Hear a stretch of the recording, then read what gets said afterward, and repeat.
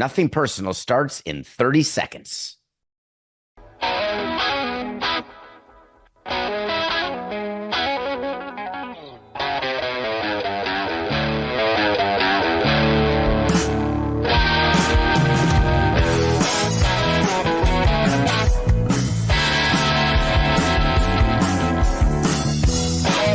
It's just business.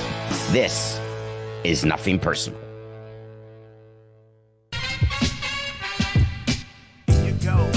Here you go.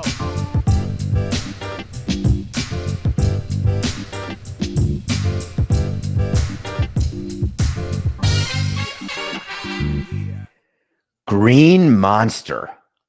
That's the Nothing Personal word of the day for Thursday, February 13th, 2025.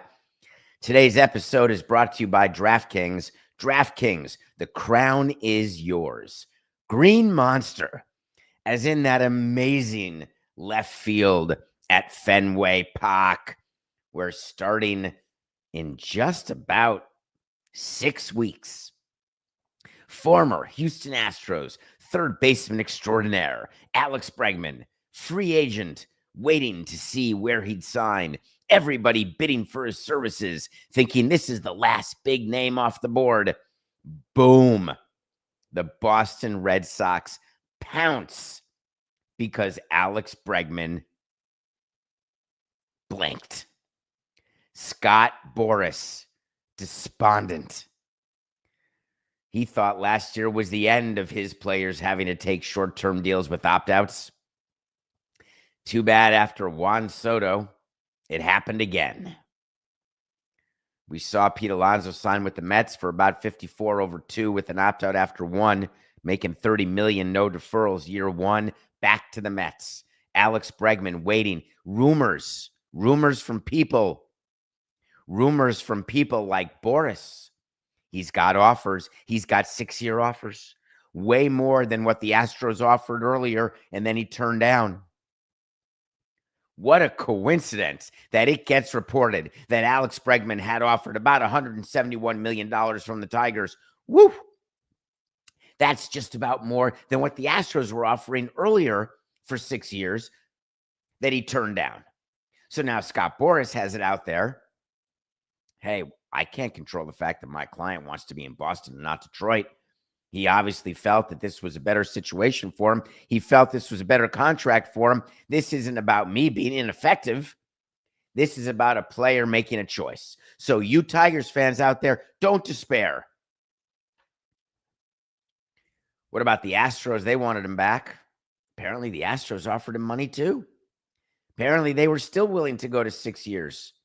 They were still willing to beat the 156. Yet still Alex Bregman goes on the I'll bet on myself with $40 million a year from Boston, totally deferred, that I'm going to have a great year hitting doubles off the Green Monster. And I'm going to wake up 1 year older and I'm going to be Matt Chapman, who's got the Giants somehow to bail him out and sign him long term. Maybe I'll have such a good year that I can be Blake Snell and get the Dodgers to bail me out, because the Dodgers have such great need for position players. Maybe that'll be the case next year if he opts out. Well, of course, Alex Bregman chose to sign with the Red Sox, people said. Look, $120 million, 3 years, 2 opt-outs. Wait, here's the math, $40 million a year. Stop it. You've got to look at the deferrals. You've got to take the discount rate, present value back to today, and that is the amount of money for the contract. Until we see what the actual payment schedule is, then nobody should have a comment on what the amount of money per year Alex Bregman's getting. And frankly, it goes the same with the rumored offers of 6 years, 170. What if that were payable over 30 years?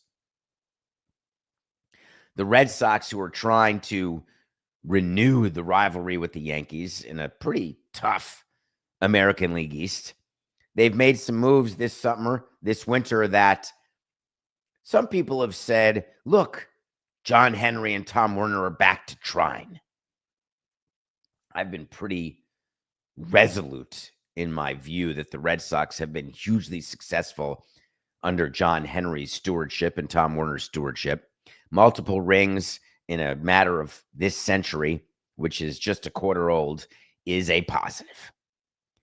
The criticism they get for not spending enough here, for putting money extra into their other assets, I've always maintained, stop mixing apples and oranges and showing jealousy about another business because it's not related to the business that you're supposed to be looking at.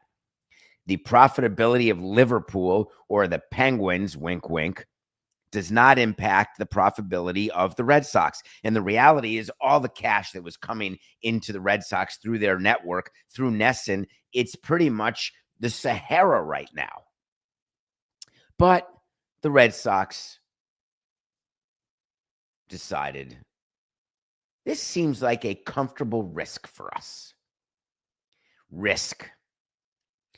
I love when owners are willing to entertain the notion of risk when teams are owned by people who actually use risk as one of their main inputs into their decision-making in everything else they do in life, from marriage to business. I've often spent time speaking to owners about this concept. How do you measure your risk tolerance? And how do you come to grips with the change of your risk tolerance given the particular asset that you are looking at? And what is consistently told to me, and actions certainly say this, is that there is an inverse correlation between the intolerance of risk and the amount of fun for the underlying item. So, for example, a yacht. It's very costly. People always say when you own a yacht, you're basically flushing money down the drain. The minute you back the yacht out of the lot, it lowers in value by 60%, the upkeep of the yacht, etc. So why is it that people have yachts when you could just rent a yacht? Shad Khan, we saw Darren Ravel give a tour of Shad Khan's yacht in New Orleans, that huge $370 million yacht with a helipad, this and that. Why does Shad do it when he could rent a yacht however often he wanted to do it? Well, you do it because it feels good, you love it, you're happy, you don't mind the risk. With players, it seems to have been the same, where owners say, listen, I know he's injury prone, I know this is an overpay, but man, this just feels right. Feels good when I can announce a free agent signing and I get to say that I'm involved, or I get to say that my team can win 91 games or 89 games and that we can make the playoffs and maybe win a World Series and get another ring and enhance my legacy. No one thinks that when they're buying stocks or when they're buying derivatives. You're thinking about making money. Have you ever thought about that? People who are investors, whether they're day traders or crypto investors, do you think that anybody's doing anything? Sometimes they say this, I am only going to invest in environmentally sensitive companies. I'm only going to put my time and money into companies who share the same view of human rights that I do. You don't know anything about the companies you invest in. Let me start there. Number two, what you're really looking at is rate of return. You're looking at growth. You're saying, hey, I can't really stand Mark Zuckerberg, but my God, that stock goes up. What is it, 18 days in a row? I'm loving it. I'm in. You know I'm in. It's totally fine. Just wear it. If you're John Henry, just wear the fact that, hey, Bregman fell to us. Alex Cora can talk about how excited he is for a reunion. They can talk about the fact that they already have a third baseman in Rafael Devers, who's their cornerstone player. Bregman's value is as an above average third baseman, but no, they're going to move Bregman to second base because God forbid you move your existing player, which I tried to do and it screwed up a whole season. You genuflect towards your existing player. You tell the new player he's got to make a change, and you're devaluing the player by changing him.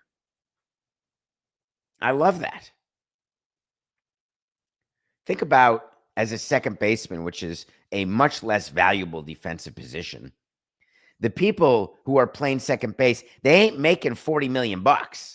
Altuve, who's going to go between second base and left field for his New team, old team, the Houston Astros, 4.869. Jose Altuve, the Hall of Fame second baseman for the Houston Astros, he's only at $32.5 million. And he's the highest paid. Simeon, that free agent signing by the Rangers, 26. Bogarts, that overpay by the Pods, 25. There's like only 3 others who are making more than 17. Of course, Bregman's not coming in at 40 to play second base. But they're not going to move Devers. They learned from the Marlins, don't you move Hanley. Don't you do it. I had to wait to see on January 27, 2025, that Alex Bregman would re-sign with the Astros. Nope, he did not. I did have a wait to see on February 11, 2025, that Bregman would sign before February 26th. And I got that. You know the wait to sees that I revisit those. I think the next thing that's going to happen in baseball, so look for it maybe when we're away, maybe over President's Week, something's going to happen with Nolan Arenado. He's got to get moved. I think teams are now aware of what they're willing to pay, how much money they're willing to take of Arenado. The Cardinals are a chef's kiss smart because you wait for the Eagles to come into play. I don't mean the Super Bowl champions. I mean the people who sing Desperado. Because as you get into spring training and then you have to meet with your owner and the owner's looking at bullpens and all the ridiculous stuff that players are doing early in spring where they play a couple of games and they don't look great, which of course means absolutely nothing. The more experienced you are in the game, the more you know that spring training results are meaningless. The more you know that it's all eyewash. Oh, we're going to really prep for games. We're going to be ready. The new manager of the Marlins did it yesterday. He stood there in front of the microphone and said, we're doing it differently this year. We're not going to have the players just pitching off the bunch of bullpen mounds next to our facility. We're going to put them on the field with hitters. They're not going to swing, but there's going to be hitters in the box. It'll be like a real game simulation. Oh, man, you've unlocked the code to success. You've done it. You've figured it out, smart guy. You and Peter Bendick said, oh, I get it. This is what we'll do to be good. Everybody is doing that. It's just funny. Eyewash is a funny thing. It feels good. You know what's not eyewash? When you have to say to your owner, wow, it's time. We really screwed this up. At some point, Artie Moreno is going to have to buck up and release Anthony Rendon, isn't he? Anthony Rendon, he's a candidate. He is a Mount Rushmore of the worst free agent signings ever. Because to be on the mountain, you have to have length. You have to have underperformance, whether that's in the form of injury or in the form of you just stink. You can't be one of the worst free agent signings in history as a one-year deal. Doesn't exist. I would argue pretty persuasively with baseball executives, and they'd all agree. You can't have one of the worst free agent signings on a 3-year deal. It can be horrific. You could release the guy, but it's not terrible. Anthony Rendon has a 2-year, $76 million deal with the Angels. Imagine if that were announced today. Anthony Rendon signs for 76 over 2. You'd say, my God, Anthony Rendon never plays. How is that even possible? Anthony Rendon was last good with the Nationals in 2019. Anthony Rendon with the Angels has only played 250 plus games in multiple years. His last 20, 21, 22, 23, 24, in his last 5 years. Call it 4 years because of COVID. I'll even give him that. Can you imagine if I counted COVID as 0 games, even though there were 60, and I just pretend that year didn't happen? 250 games over 4 years. Quickly, do the math if you don't mind. That's 125 every 2 years. Hurry up, do the math. That's about 62 and a half. Wow, that's missing 100 games a year. And I gave him the benefit of a complete year gone. And I guarantee you he played games in 2020. My point is, Anthony Rendon has no track record of anything other than the back of the baseball card back from 2019. His market's not $76 million over 2, yet that's what the Angels are paying him. They're not paying him in the free market. They're paying him in the, oh my God, he's got 2 years left of the long-term deal. That's the worst in history. So when it was announced yesterday that Anthony Rendon is out for a significant period of time because of hip surgery, all I could think of is the conversation between the GM and the owner, and the conversation is about DFA. When do you designate for assignment a player on a $76 million deal over 2 years? Because you have to be smart and ignore the first 4 years of nightmare. And you have to just look at where you are. What return can we get for 76 over 2? How long will he be out with the hip injury? What's the likelihood that he comes back from the hip injury? You make a decision based on the facts in front of you. Then when you need to break a tie, that's when you go to the past in the back of the baseball card. And you've got some people who argue, look at the production of this guy. And then the other people argue, dude, that production hasn't happened in so long that you're looking at the wrong year. Let's look at 2 years ago, 3 years ago, 1 year ago. And you've got a clash of ideas, and you've got baseball people arguing with business people and then bringing a suggestion to the owner, because when you designate someone who's owed $76 million over 2 years, that is a write-off. That is an expense. You can capitalize it. You can move it all to 1 year. You can play around with it in many different ways. But the reality is, from a cash standpoint, you're giving him $38 million a year. Do the math with me. The players get paid over 6 months. That's approximately $6.3 million per month, every month, for the 6 months of the season this year and the 6 months of the season next year. So do the Angels go to Rendon? I just had a brain melt over his first name, which is Anthony. Thank you. Coke, I'm sorry. Will you try to not make me look like that person? Can we just, ready? 4869. The Angels clearly have to have a conversation about Anthony Rendon and the question of when to designate him. And for an owner to acknowledge that in the beginning of $76 million, he's probably not going to do it.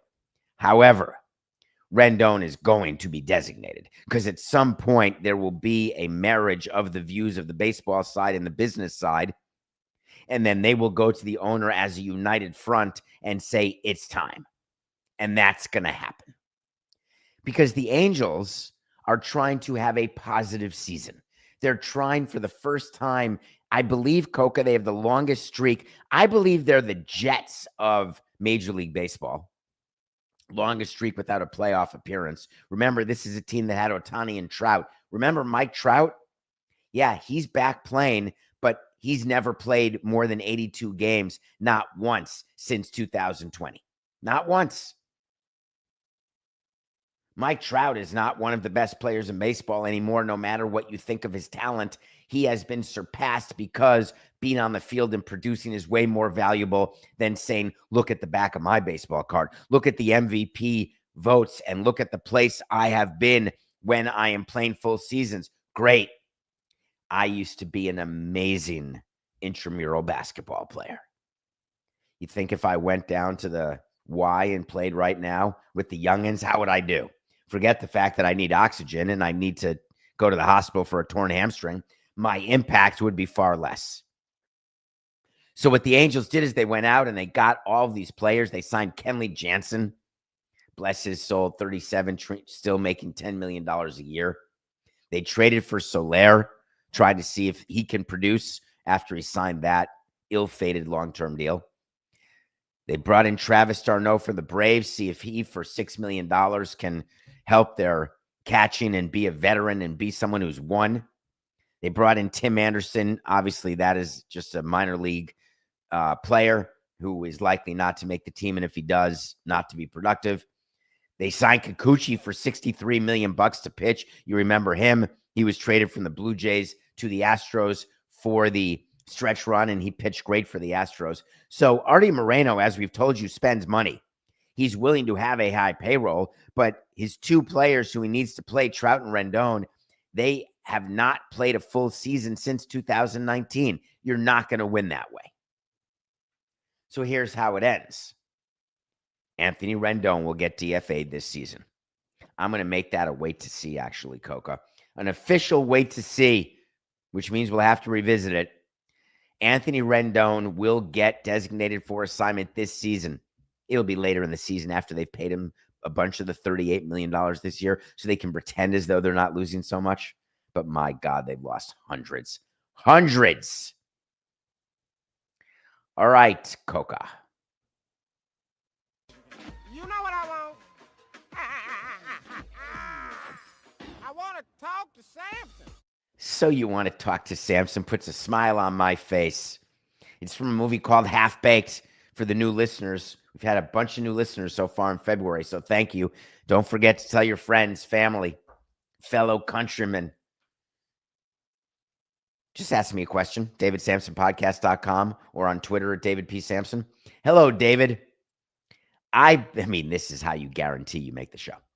I bet my bippy you would answer this question. That's an expression I like to use. Did the commissioner make the Dodgers start Japanese pitchers in Japan? Yes, you've made the show. I appreciate that you asked. And you don't need to worry about losing your bippy, because if in fact you did bet it, you win because your question has now made the show. So yesterday, the Dodgers announced, big announcement, Yoshinobu Yamamoto will be pitching game 1 in Japan of the regular season versus the Cubs in March, just next month, a little over a month away. No way. With all of the pitchers who they have, Yamamoto gets the start in Japan. Hold on. What do we got lined up for game 2? Let's look down the slate. Ohtani. The best he's going to do is pitch in May, though I have a wait to see. He doesn't pitch till June. But they did release news that Ohtani's good to DH. His labrum tear is fine. Non-throwing shoulder labrum tear. Good to go. They're so funny with Ohtani. They actually said yesterday that he does not need to make any rehab appearances before he pitches in a big league game. The guy's coming off a second Tommy John. You absolutely need him to go to the minor leagues and pitch games in the minor leagues to build his arm, to be back in game situations. Don't worry, Andrew Friedman and the Dodgers said, we got this. We'll put a few hitters in. We'll do some back. We'll have some simulated games, maybe some backfield action. But we're not going to pitch him in any Cactus League actual action. And we're not going to pitch him at all in the regular season till he's ready to come back. And when he comes back, he'll be back at the big league level. Why? They don't want to lose his bat because he's a DH. They don't want to lose his bat during a rehab assignment because you can't play an afternoon game for your AAA team and then play a major league game and then back to a minor league game. Not allowed to do that. Do you know how foolish it is to ask a pitcher to come back from Tommy John without any rehab starts? And you're paying a guy $700 million over 20 years. I was shocked by that. All right, so it's not going to be him. Let's keep going down the list. Who do we got? Tyler Glasnow. Nope. How about the new guy? Was his name Sasaki? Let's pitch him in game 2 in Japan. Totally our idea. We're doing it according to the 2 best starters who are ready to go in March. These guys are locked in. Don't worry about Yamamoto's arm trouble and missing all the time last year. We've taken care of that. And Sasaki, young, protection, forget it. This guy's running rampant in a disease-free island. There's no reason to protect him. We've got him totally covered. We're going to have the spring training. We're going to have the 6-man rotation, except Blake Snell. This guy's a workhorse and loves pitching every 5 days. But everyone else, once a week. So we need all these starters. We want all these starters. Because deep down in a place that you're not willing to talk about, you love our depth. You wallow in the feeling of our depth. Sorry, Coca. Is anyone in the chat with me on Nothing Personal with David Samson YouTube channel? Coca? Nobody? Not even a little? Darn it. Guess what? Major League Baseball, when they send the Dodgers and the Cubs to Tokyo, they do it because the promoter in Tokyo is willing to pay more money because the Dodgers and Cubs both have Japanese players, and they're super popular Japanese players. And there will be appearances that will be done, paid appearances by the players for sponsors, as well as MLB mandated appearances, team appearances. They will be busier than I am. But baseball does not call and say, hey, you've got to start Yamamoto and Sasaki. The Dodgers clearly understand the significance of what they are doing in Tokyo. They want the most attention possible for these games. They want to continue to generate incremental sponsorship dollars for Sasaki, as opposed to Japanese companies saying, hey, I paid you for Ohtani. Now I'm getting Yamamoto and Sasaki for free.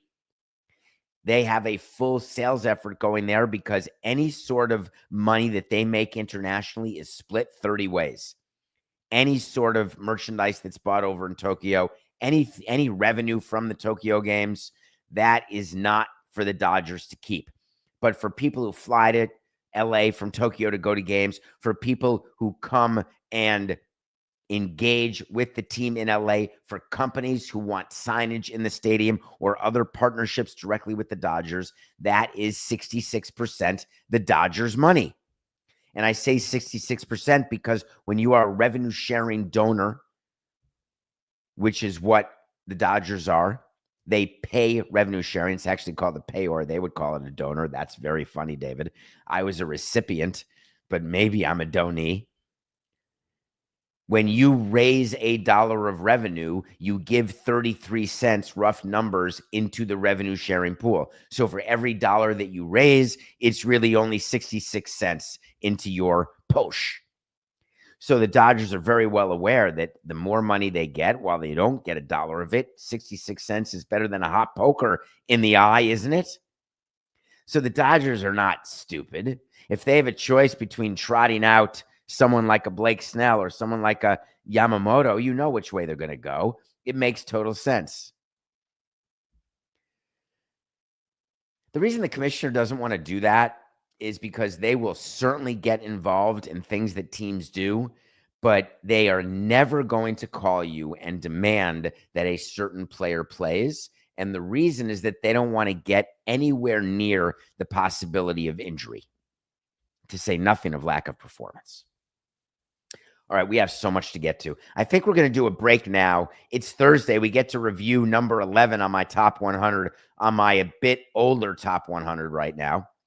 And then we're going to talk about a signing the Padres did that warmed the cockles of my heart. And I'll explain why after the break.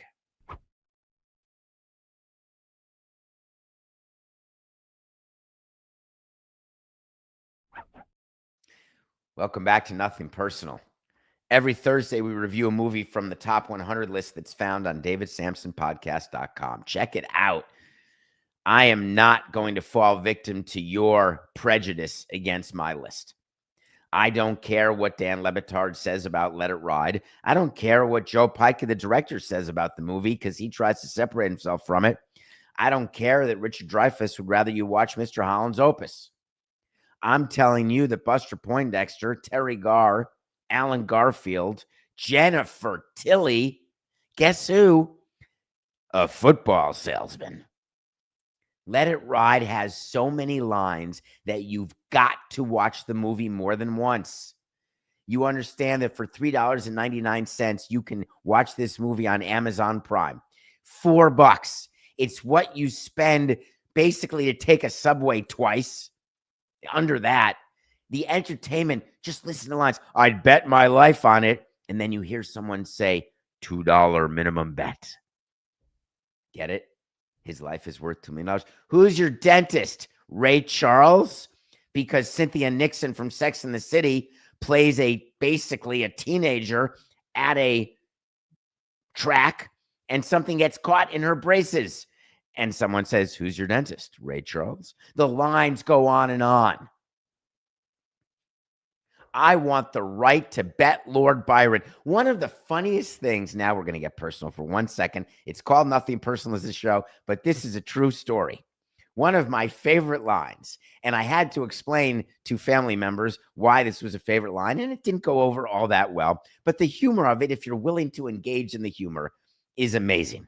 Richard Dreyfuss is at a track. He's having a good day. He's making a bunch of wagers on horse racing, and he's winning. Then he's about to place a bet, and he gets arrested in a case of mistaken identity.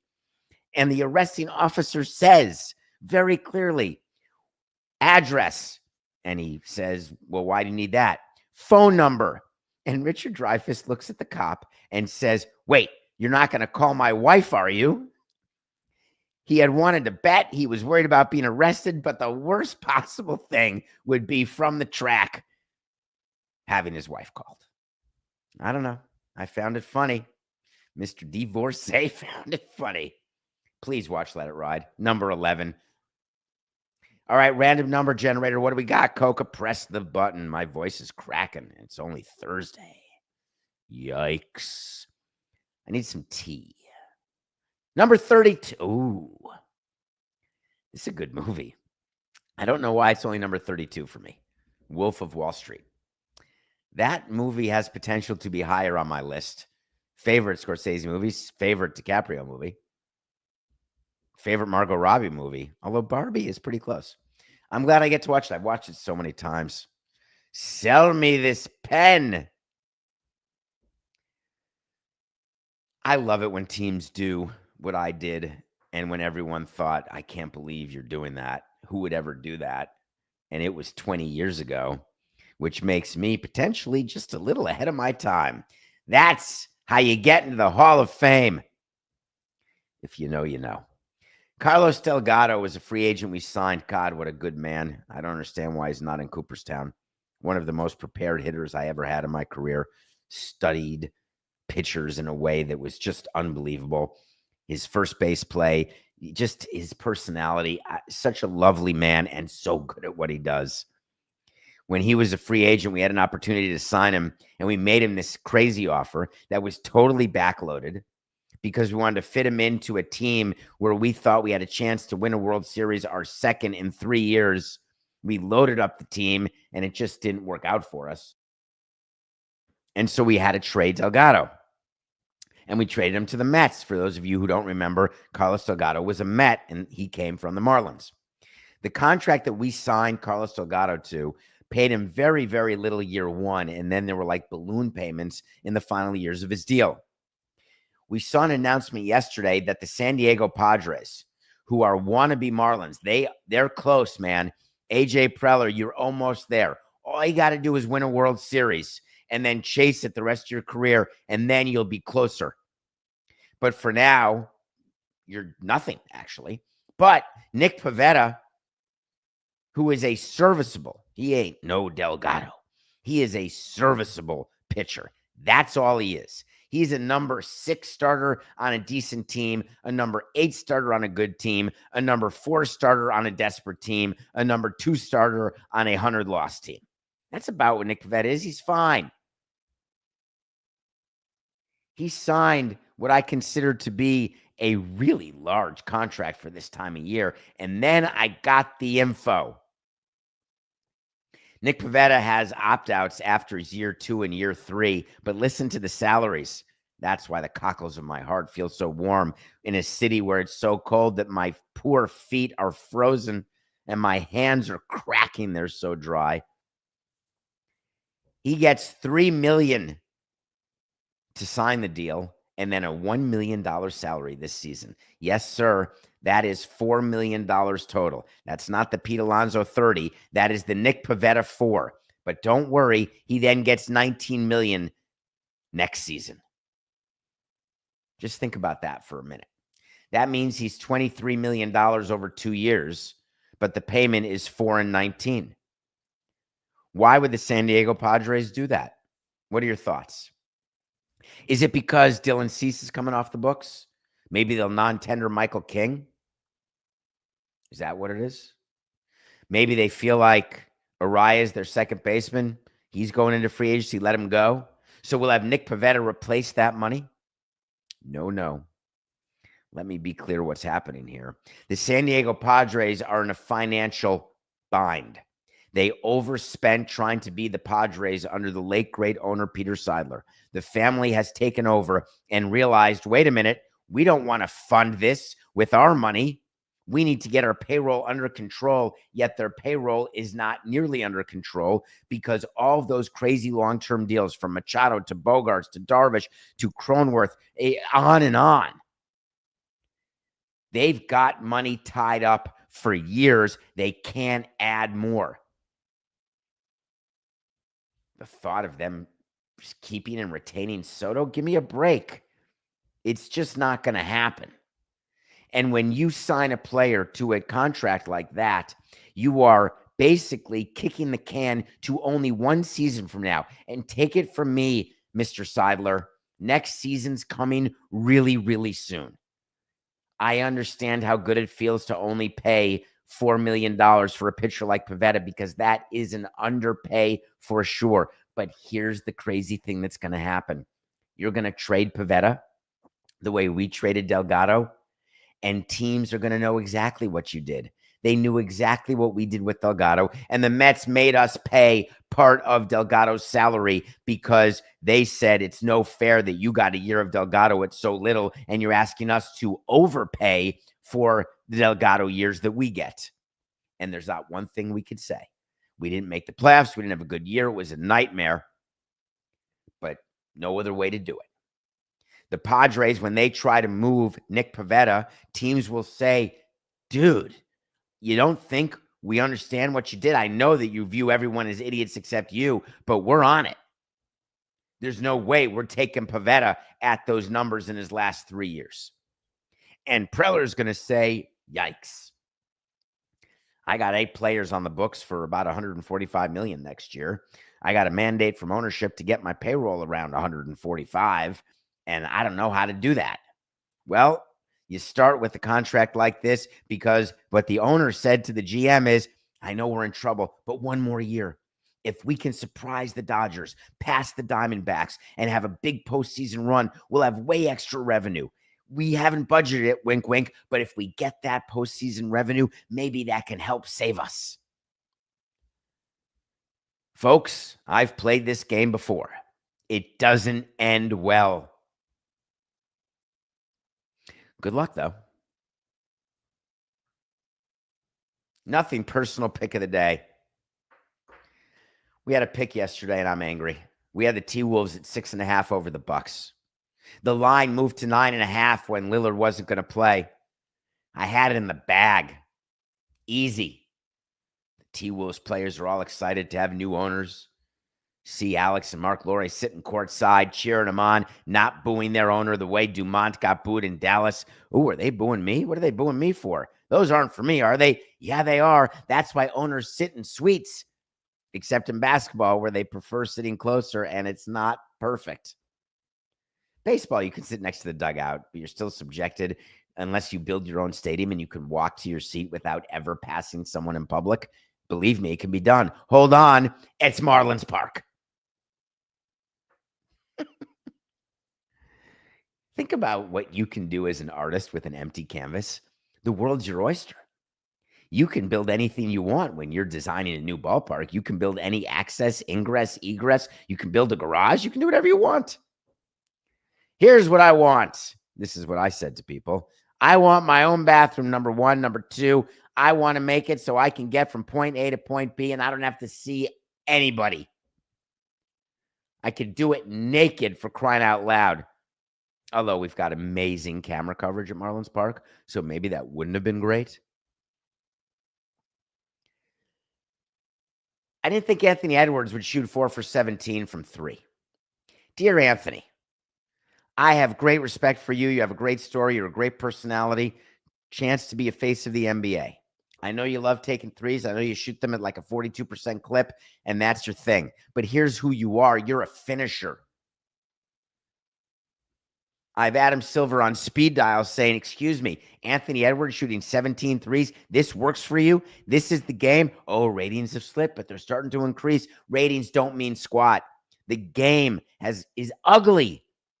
You got to win. And to win, you got to play to your strengths. Anthony Edwards' strength is not going 4 for 17. Now, if he had shot 12 for 17 and the Timberwolves had won by 18 points, here's how the segment would have gone.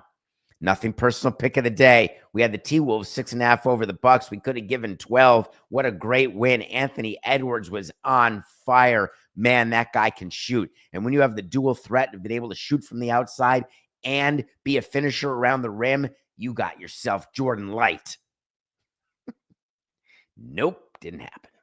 Our pick for tonight, 2 teams in turmoil. What do you do when you have 2 teams like the Mavs and the Heat? The Heat were about to beat the Thunder in Oklahoma City, which would have been a huge victory for them last night.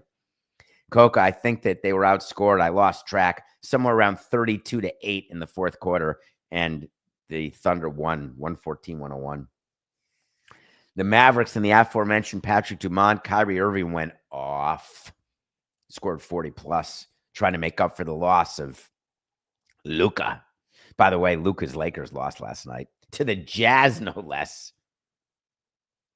We're going to take the Mavs plus 1.5 because they're the least pathetic of the 2 pathetic teams, and they're at home.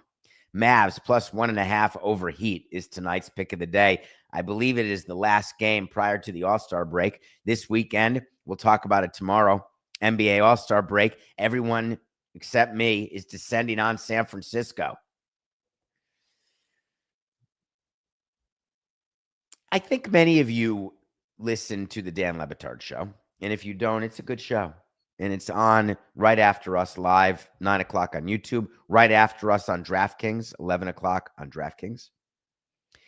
We got into a conversation yesterday, Mike Ryan and I did, about a decision that the Trump administration had made, basically reversing an order that Joe Biden had made before he left office, making Title IX and the NIL intertwined. Basically saying that there's a whole lot of money that's going to go to players. I want to make this very simple for you to both understand and then think about your view. And again, for those of you who think I'm going to tell you my view of it, maybe you'll figure it out. Likely you won't. Here's the situation. There's a pot of money that is going from NIL collectives, from schools to players.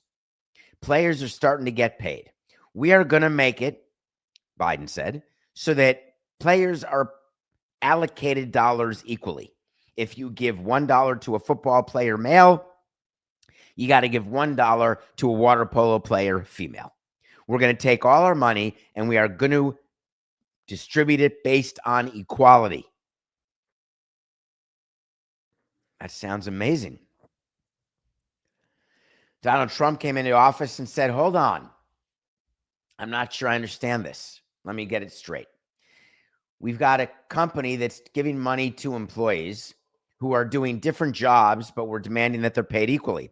I thought the whole point of equal protection is that people doing the same thing, regardless of sex, creed, color, that they would be compensated the same. You can't have someone in sales for $20 an hour because they are a woman and then have a man sitting next to her doing the exact same job at $40 an hour. And I'm in. That is wrong. I am all in on changing the amount of money people make according to the job they do, according to parameters that are set, that are achieved, or to my belief as an operator of a company that I can achieve more with one person versus another. And then I'm either right or wrong. So what happened here with Trump is that people are up in arms. And what they're saying is, if the NIL collectives don't have to distribute money equally to females, then we're basically chipping away at Title IX and equality. And my answer was, well, did you think about the fact that what the teams are doing, and when I say teams, I mean schools. I mean schools that are now running a business because they have to pay players. I mean schools that get paid to perform with men's football, men's basketball in a way that women's sports does not offer the same path to profitability. I'm talking about putting more money into a part of a business that has a chance to throw off more money. I'm talking straight business decision. And what other people are talking is straight equality. I say merit, they say no. I say protection, I say profit, they say equality. And I say, how about a revolution? I'm angry about this topic because there's so many things that are going on in the administration that can be questioned and that I've got concerns about. Whether it's First Amendment concerns with what's happening in the press room, whether it's the Trump administration saying they do not and will not allow the Associated Press to participate in certain briefings because they still refer to the Gulf of Mexico as the Gulf of Mexico, and it's now the Gulf of America. Retaliatory action, no matter who it's done by, is a negative. It's not a deterrent. It's not educational. It doesn't deal with recidivism. It doesn't deal with debt. It doesn't deal with anything. It's fear-mongering. That said, can you imagine if you were told in your business that you have an opportunity to acquire two businesses? One business is profitable and going to help your business. The other business, not profitable, loses money. And if you buy it, you are going to have to somehow fund those losses. What would you do?